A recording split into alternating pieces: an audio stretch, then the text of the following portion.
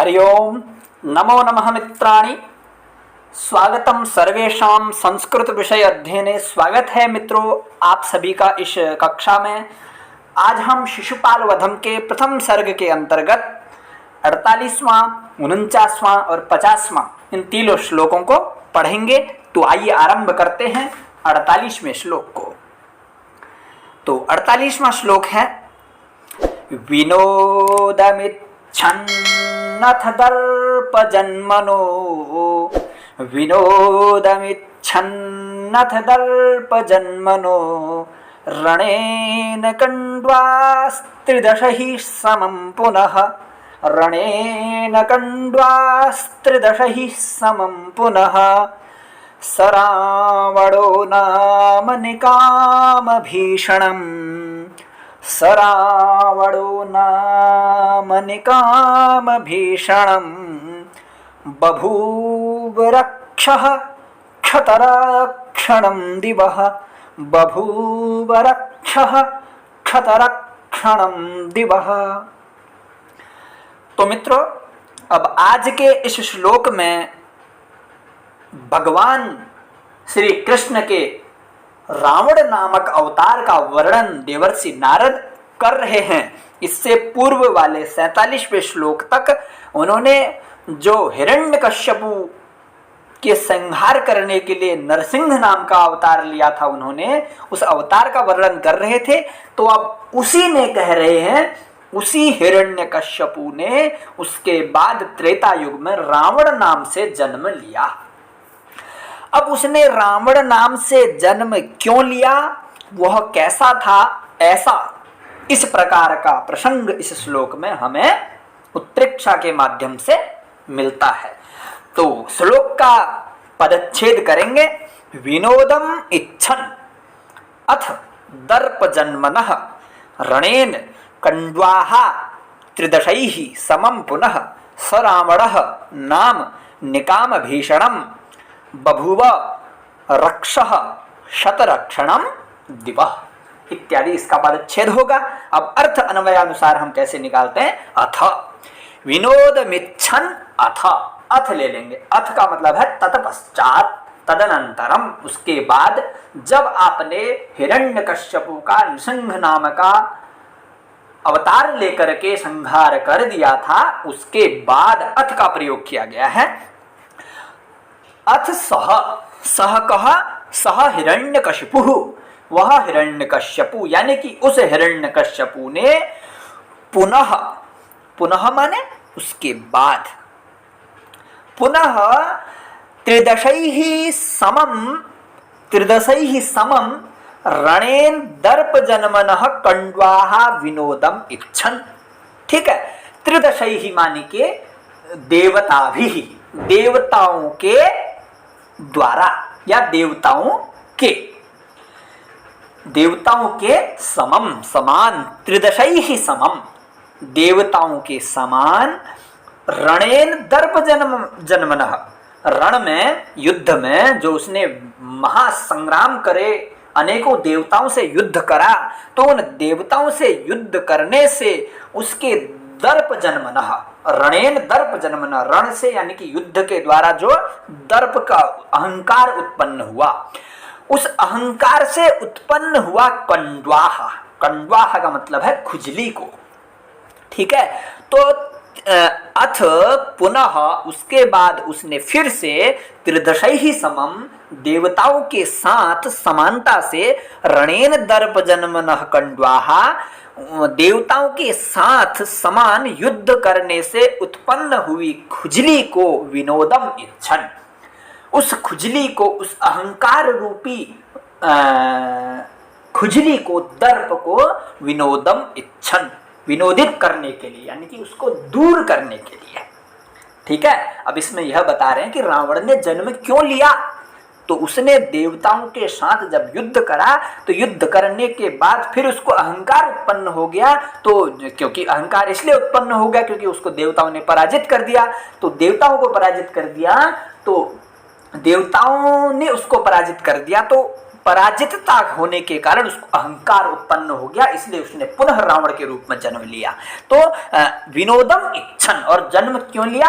विनोदम इच्छन, विनोद करने के लिए, यानी कि अभिलाषा करने के लिए, दूर करने के लिए, विनोद की अभिलाषा करता हुआ। विनोद किसकी? खुजली का। खुजली क्या है? वो उसका अहंकार है, अर्थात उसने देवताओं से हार गया हूं करके उस प्रकार के अभिमान को दूर करने के लिए दिवह क्षतरक्षणम, दिवह क्षतरक, दिवह यानी कि स्वर्गलोक के, दिवह यानी कि स्वर्गलोकस्य क्षतरक्षणम, स्वर्गलोक के क्षत रक्षण को भी जो क्षत कर देता था, अर्थात स्वर्गलोक से मिलने वाली सहायता को भी जो नष्ट करने का सामर्थ्य रखता था।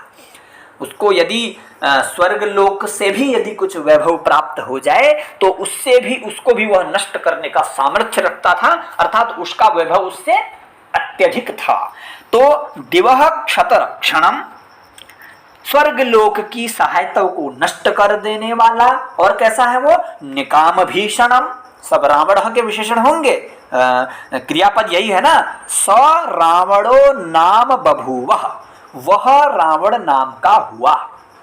और वो क्या कहा, वो क्या क्या हुआ, किस प्रकार का है वो? दिवह क्षतरक्षणम रावणो बभूवः, अर्थात द्युलोक की, द्युलोक से प्राप्त सहायताओं को भी नष्ट कर देने वाला, और निकाम भीषणम, अत्यधिक भयानक नाम वाला, अत्यधिक भयानकता से युक्त, और रक्षः यानी कि राक्षस नाम का सह रावणो नाम बभूव, वह राक्षस नाम, वह राक्षसी प्रवृत्ति से युक्त वह रावण नाम का उत्पन्न हुआ। इस प्रकार का वर्णन इस श्लोक में हमें मिलता है। इसमें वंशस्थ छंद है और उत्प्रेक्षा अलंकार है। तो उत्प्रेक्षा हम यहाँ किस शब्द के माध्यम से करें? अर्थ में अर्थालंकार है, तो यहाँ पर जो है क्षतरक्षणम, दिवह क्षतरक्षणम, स्वर्गलोक से यदि हमें कोई वैभव प्राप्त होता है, देवताओं से यदि हमें कुछ वैभव प्राप्त होता है, तो उसको हम नष्ट थोड़ी करते हैं या नष्ट कर थोड़ी सकते हैं, वो तो अनंत है।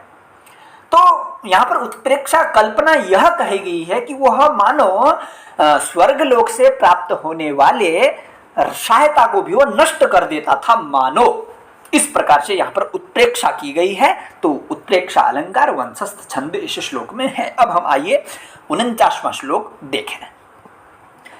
49वां श्लोक है मित्रों, प्रभुर्बुभूषुर्भुवनत्रयस्य यः शिरोतिरागाद्दशमं चिकर्तिषुः, प्रभुर्बुभूषुर्भुवनत्रयस्य यः शिरोतिरागाद्दशमं चिकर्तिषुः, अतर्कयद्विघ्नमिवेष्टसाहसः, अतर्कयद्विघ्नमिवेष्टसाहसः, प्रसादमिच्छासदृशं पिनाकिनः, प्रसादमिच्छासदृशं पिनाकिनः।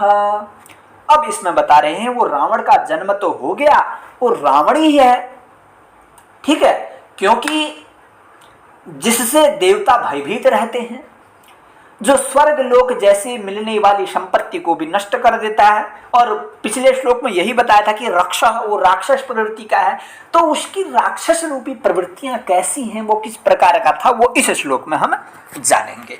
तो कहा पहली लाइन में लेके, प्रभु बुभूषु भुवनत्रयस्य यः शिरः अतिरागात् दशमं चिकर्तिषुः, अतर्कयत् विघ्नम् इव इष्टसाहसः, प्रसादम इच्छा सदृशम पिनाकिनः। तो क्या कहा? प्रभु बभूषु भुवनत्रयस्य, भुवनत्रयस्य यानी कि त्रिलोकस्य, तीनों लोकों का प्रभु, स्वामी, बुभूषु माने बनने की इच्छा करने वाला, तीनों लोकों का स्वामी बनने का इच्छुक वह रावण कैसा था? पहले तो बताया यह भुवनत्रयस्य प्रभु बुभूषु, बुभूषु का शब्द, बुभूषु शन प्रत्यय लग करके बना है इच्छा अर्थ में, तो प्रभुर बुभूषु, बुभूषु यानी कि बनने का इच्छुक, क्या? स्वामी, प्रभु, कहाँ का? भुवनत्रयस्य, तीनों लोगों का स्वामी बनने का इच्छुक। और अतिरागात दशमम शिरः चिकरतिषु। अतिरागात, अति, दूसरी लाइन के आरंभ में देखें कि शिरः अतिरागात शिरोतिराग, अत्यधिक राग होने के कारण, अत्यधिक प्रेम होने के कारण वह दशमम शिरः चिकरतिषु, 10वें शिर को भी चढ़ा देने का इच्छुक। भगवान शंकर की जब वह तपस्या कर रहा था तो भगवान शंकर प्रसन्न नहीं हुए, तो उसने क्रम से अपने सिर को काटना शुरू कर दिया, क्योंकि उसके 10 सिर थे, दशानन उसको कहा जाता था, तो उसने 10 सिरों को काटना शुरू कर दिया। तो जिस प्रकार उसने 9 सिरों को काटा तो फिर भी भगवान शंकर प्रसन्न नहीं हुए, तो उसने 10वें सिर को भी काटना चाहा। 10वें सिर को काटना क्यों चाहा? अतिरागात, अत्यधिक प्रेम होने के कारण भगवान शंकर से।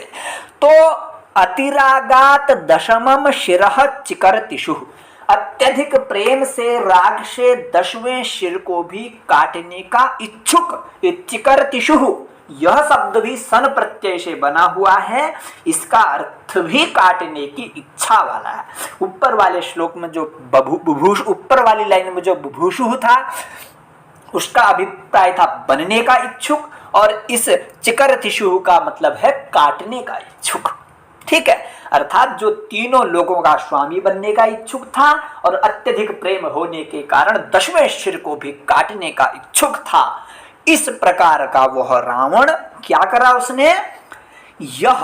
फिर यह का लगा लेंगे, जिसने इच्छा सदृशम पिनाकिनः प्रसादम विघ्नम इव अतर्कयत।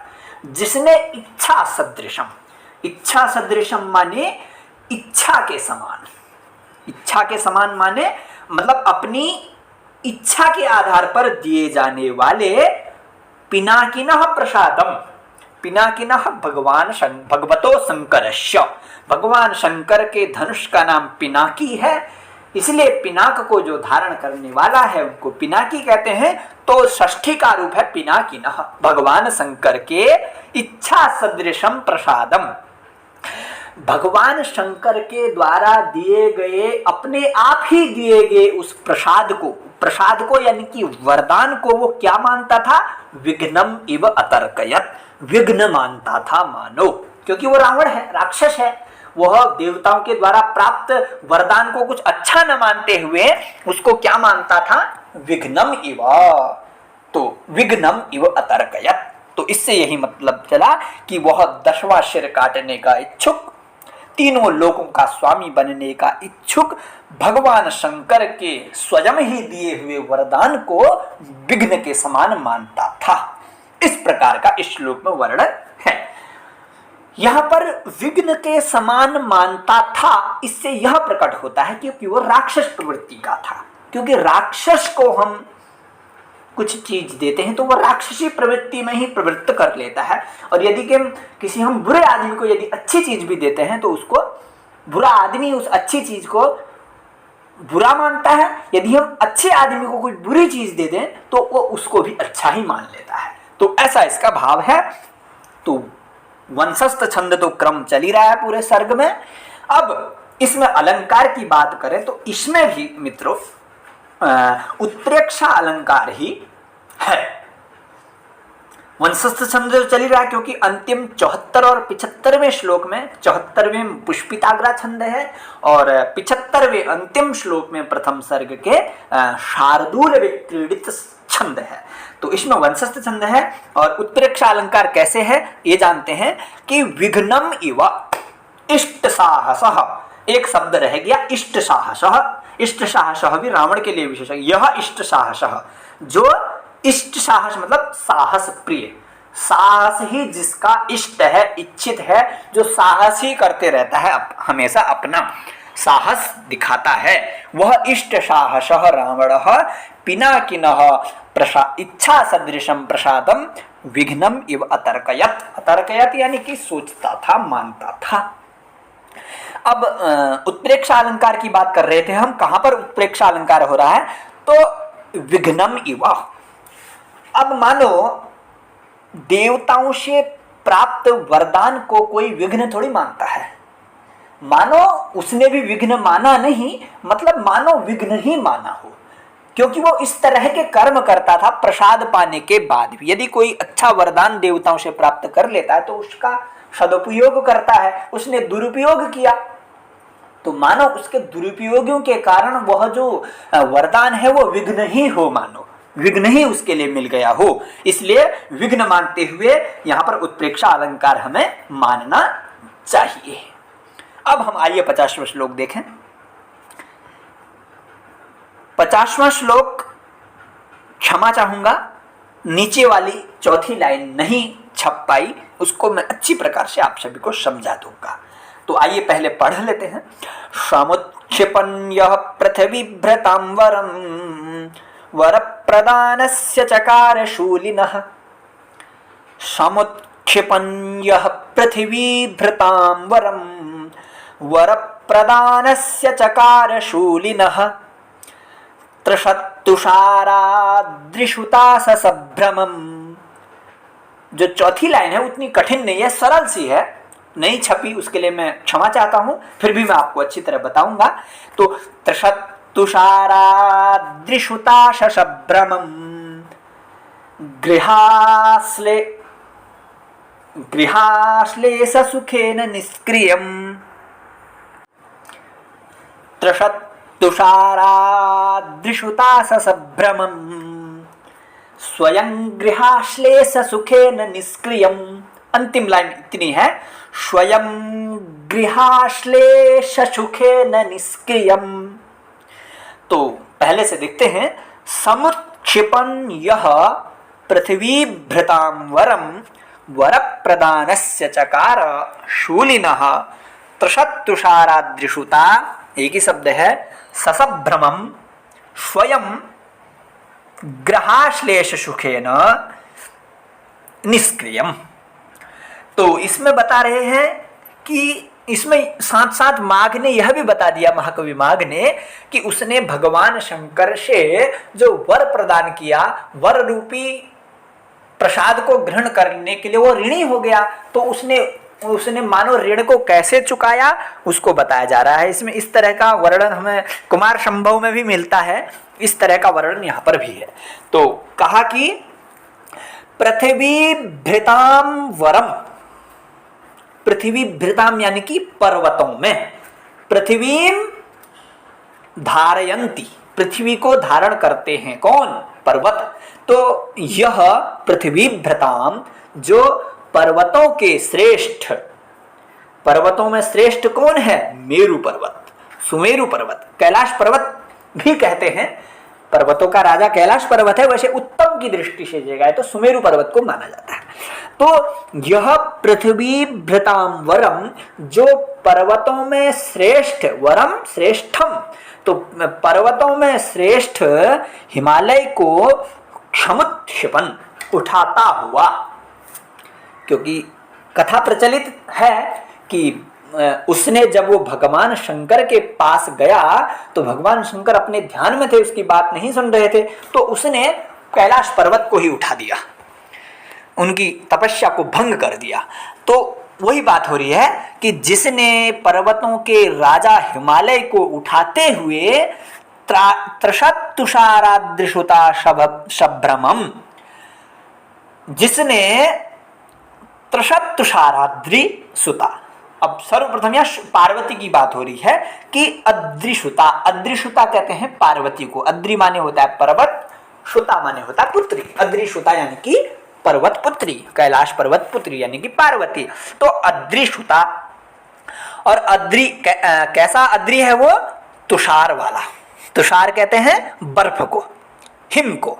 तो और वो कैसा है? त्रिशत, त्रिशत यानी कि भयाक्रांत, भयाक्रांत श्रुता, मतलब भयाक्रांत हिमालय पर्वत की पुत्री के संभ्रम से, संभ्रम से यानी कि स्वयं ही संभ्रम ग्रह, संभ्रम से ही स्वयं ग्रह, संभ्रम स्वयं ग्रहाश्लेष सुखेन, शभ्रम से अर्थात भयाक्रांत पर्वत की पुत्री पार्वती के स्वयं ही ग्रहण करने वाले आलिंगन से शूलिनः, शूलिनः यानी कि भगवान शंकर से वर प्रदान से निष्क्रियम चकार। वास्तविकता क्या है, कहना क्या चाह रहे हैं, इसमें यह कह रहे हैं कि जब उसने कैलाश पर्वत को उठाया तो वह भगवान शंकर ध्यान में थे और पास में पार्वती भी थी। तो जब उसने पर्वत को उठाया तो पर्वत को उठाने पर पार्वती जी डर गई, तो उनके डरने से, भयभीत होने से वह स्वयं ही, उन्होंने, देवी पार्वती ने भगवान शंकर का आलिंगन कर लिया डर के कारण। तो सुखेन, सुखपूर्वक उनने आलिंगन कर लिया। यदि कोई युवती अपने युवक, अपने नायक का आलिंगन करती है भयाक्रांत होकर के, वह आलिंगन उस युवक के लिए सुखपूर्वक ही होता है। तो उस प्रकार भगवान शंकर को सुख हुआ, आनंदित हुए वो पार्वती के आलिंगन से। तो ऐसा ही बता रहे हैं कि जब उन्होंने सुख का अनुभव किया पार्वती के श्लेष से, श्लेष का मतलब है आलिंगन से, तो उस प्रकार जो रावण है वो निष्क्रिय हो गया, ऋण मुक्त हो गया, क्योंकि उन्होंने भगवान शंकर से जितनी भी शक्तियां प्राप्त की थी उन शक्तियों के बदले वो सुख दे दिया। तो इस प्रकार की कल्पना कर रहे हैं। तो निष्क्रियम चकार, ये अंतिम पद है जो आपको दिखाई नहीं दिया। निष्क्रियम चकार यानी कि निष्क्रिय यानी कि ऋण मुक्त, चकारो माने कर दिया। कैसे, किसको कर दिया? शूलिनः वर प्रदानस्य, शूलिनः यानी कि भगवान शंकर के, शूल को धारण करने वाले, वर प्रदानस्य यानी कि वर को प्रदान करने वाले के निष्क्रियम चकारो, वह अर्थात उस भगवान शंकर का ऋण हो गया, उनसे वह ऋणी अब नहीं रहा, क्योंकि उन्होंने तशत्तुषाराद्रिशुता शशभ्रमम स्वयं ग्रहा श्लेष सुखेन निष्क्रियम, क्योंकि पर्वत राज हिमालय की पुत्री ने भयाक्रांत होकर के स्वयं ही भगवान शंकर का सुखपूर्वक आलिंगन कर लिया। तो आलिंगन करने से भगवान शंकर को जो आनंद हुआ, सुख हुआ, तो इसलिए वह निष्क्रिय हो गया रावण। इस प्रकार की कल्पना की गई है। तो इतना अच्छा यह श्लोक है जिसने इसमें भगवान शंकर के तपस्या करते हुए रावण ने जब पहाड़ उठाया था तब की बात है। इस श्लोक में जो छंद है, वंशस्थ है, अलंकार की बात करें तो इसमें वैसे रावण की बलशालिता प्रदर्शित की है और रावण किसी का उपकार अपने ऊपर नहीं रखता था ऐसा बताया है। इसी कारण उसने पार्वती के आलिंगन के सुख से शिवजी को आनंद पहुंचाकर अपने वरदान का बदला चुका दिया, इस प्रकार का बताया है। तो इसमें परिवृत्त नाम का अलंकार है, परिवृत्त अलंकार। वो कैसे हैं? तो वर प्रदान और आश्लेष सुख में परस्पर विनिमय का वर्णन है। ठीक है, तो अर्थात कहने का मतलब है वर प्रदान में और परस्पर सुख में उनको समान रूप से प्रदर्शित किया है। अर्थात जिस प्रकार उन्होंने वरदान दिया उसी प्रकार उसने उनको सुख दे दिया। तो